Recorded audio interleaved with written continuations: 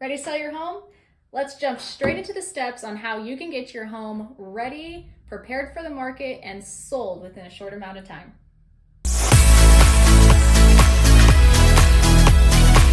Hi, I'm Alex. I'm a realtor in Turlock, California with Atlantic Realty. And a quick disclaimer about this video is I am licensed and work in California, so some of our practices may be different here than other states if you are watching from a different state. So your first step is you're going to meet with a local realtor. I emphasize local because someone in your area is going to know that market much better than someone that doesn't ever work in that area. You're going to go over their listing presentation, talk about pricing your home, different ways they plan on marketing your home, and just the overall process. Now, they're going to bring a list of comparables, market analysis for you to look over. And what this does is it really determines what they think the best price for your home is. Now, pricing is the utmost important part of listing your home. It doesn't matter how beautiful your home is and how ready it is to sell. If it is overpriced, then you're just not going to get the right amount of buyers in, and you're not going to get the offer that you're wanting anyways. If you list it good from the beginning, you're going to get more offers in, and you may actually get more than what you were asking for to begin with. So if you list it correctly, price it correctly, you're going to get the most traction within the first 2 weeks of your listing. If it's overpriced, then you may miss that mark, since that is the most crucial time to get people and potential buyers through your door. So you're also going to talk about the different listing terms. How long is your listing agreement going to be with them? What commission do you plan on paying with them? Talk about if you plan on offering any incentives to the buyers, maybe some credits, paying for their buyer's commission. These are all different things that you'll go over in the listing agreement, as well as with their listing presentation. So once you have your listing agreement signed, the next step that you're going to do is you're going to get your home ready for sale. You're going to declutter and depersonalize. Those are the two most important things that you can do for your home. You want to make sure that it is show ready. So put yourself in the shoes of a buyer. If you walked into that home, what would your first impression be? Wow, it's so clean, it's so bright in here, it looks great. Some other things you could do is your realtor will walk through with you and suggest any minor repairs that may help your house show better and sell for a little more. Small details like touching up some paint, things like that can really help your home just brighten up, show, take good pictures, things like that. So once it's show ready, your realtor is going to bring in a professional photographer and bring in photos. Now, they don't always bring in professional photography, but if you list with me, I guarantee you'll always get professional photos and great videography to ensure that people that are shopping for homes online, which most buyers do, get a great first impression of your home. All right, now once your photos are ready to go, your realtor is going to list all of your pictures and the full details of your home on the Metro List Services. This is the platform that all realtors have access to see every home that's for sale on the market currently. Now, everything that gets uploaded to this, so your home listing will automatically be uploaded also to third-party platforms such as Zillow or realtor.com. And this is also the step where the marketing that your realtor talked about in their listing presentation comes into play. So every realtor does marketing a little bit differently.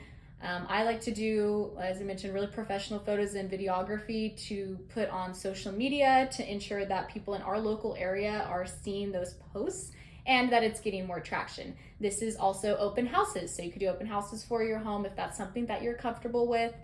Your realtor is also going to do private showings if they get calls, set up showing for other realtors. So this is the first couple weeks, expect a lot of traction through your home, especially if the marketing and the price is right.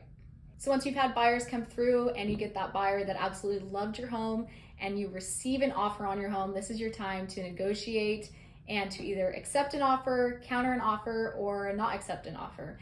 So I would say don't be offended by any low offers, because every buyer is trying to get a deal just the way that you're trying to get the best value for your home. So I always recommend countering any offer, even if it does come in pretty low. And if you do receive multiple offers and you're countering multiple at the same time, don't always just jump at the one that seems like the highest price, because there's a lot of other factors to accepting an offer. How short's their contingency period? Are they going to be asking for a lot of stuff to be fixed in advance? Things like that. So highest price doesn't necessarily always mean best offer.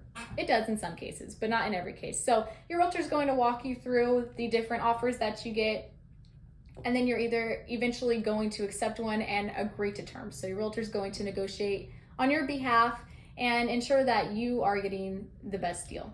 So once you and a buyer have agreed to terms and both signed the full contracts and counter offers if applicable, you are officially under contract and in escrow. So during this time, the buyer has a certain amount of time to finish their contingencies and have a due diligence period. So this is when they'll be coming in and doing their home inspections, their appraisal, loan contingency. So your agent, I should say, is going to be doing all this on your behalf to ensure that the buyer and their agent are getting things done in a timely manner.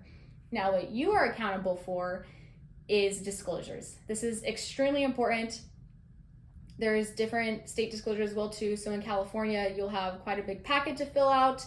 And this is going over anything that may affect your home or things they've done in the past. So for example, you have to talk about any repairs or remodels that you've done in the past. You have to talk about maybe what things are currently broken or not working in the home. So there's quite a few things you have to go through. I would walk you through the entire thing, make sure that you're answering everything as honestly and to the best of your knowledge, because you don't want to act like you don't know about something and then it does turn out that you did know about the problem in your home, because that could be a lawsuit on your hands. So just always be honest about everything that you know about the home. So during this time, even though you have already locked in on a contract, terms can still be negotiated and changed if new events come up. So for example, if a buyer does a home inspection and finds that there is some significant damage to part of the home or there's things that they want fixed, they can submit a request for repairs and ask for you to fix things before the close of escrow. Now, you don't have to agree to it. You can agree to part of the repairs, some of them, all of them, or offer credit to the seller or offer nothing. But you do have to remember that everything you have to compromise. The buyer always wants the best deal, seller always wants the best deal, so you have to meet somewhere in the middle to ensure that you're both getting a fair deal. So your agent's going to work on your behalf to negotiate with the other agent and make sure that everything is compromised.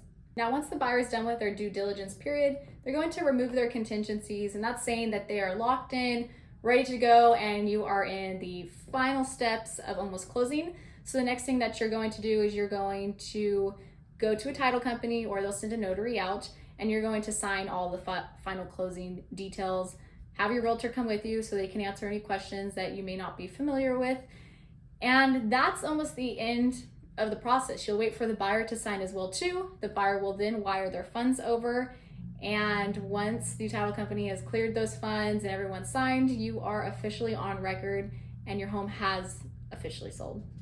Now, of course, there's a lot more that goes into it, a lot more details, fine things, but that's what your realtor's for. They're going to explain everything to you and walk you through the entire process. If you'd like a quick overview of the full process, I do have a seller's guide that goes over everything that we discussed today. And if you have any questions, please put them in the comments below and we can talk about them, or feel free to reach out to me separately, call, email, or text, and I'd be happy to go over this entire process with you.